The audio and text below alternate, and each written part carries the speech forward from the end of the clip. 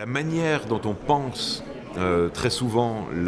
l'innovation et la façon dont se passe l'innovation en France, c'est qu'on a encore en tête cette innovation descendante, cette innovation d'ingénieurs d'État avec ces grands plans et cette innovation qui est très industrielle et que dans le domaine de la santé, mais c'est pas uniquement dans le domaine de la santé, aujourd'hui on a des tas d'innovations qui au contraire partent des usages et partent des usagers, des pratiques des utilisateurs, des utilisateurs potentiels, et que ça c'est davantage une innovation qui part du terrain, qui peut arriver à générer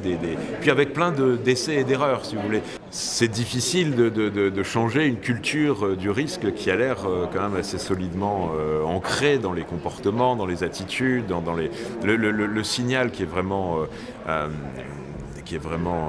intéressant, mais en même temps très, très, très lourd en France, c'est sur le fait qu'il y a très peu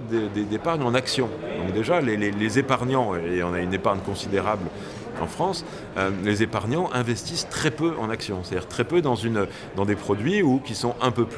plus risqués, mais qui apportent davantage de valeur sur le long terme. Donc, on voit bien que ce système, il n'est pas, à minima, il faudrait un système qui ait un meilleur suivi de ce qui se passe en vie réelle pour une adaptation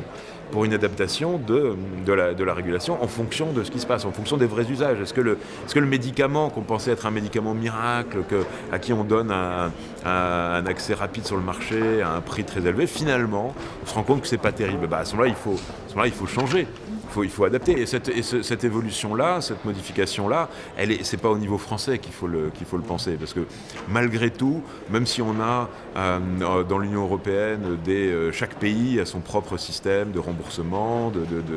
d'assurance maladie ou de financement de l'accès aux soins, il y a quand même un marché unique et qui est pas si unique que ça dans le domaine du médicament, mais les maladies sont en gros les mêmes, les médicaments sont potentiellement les mêmes. Donc on pourrait très bien penser que aller vers la construction d'un marché européen avec des règles communes d'accès, etc.,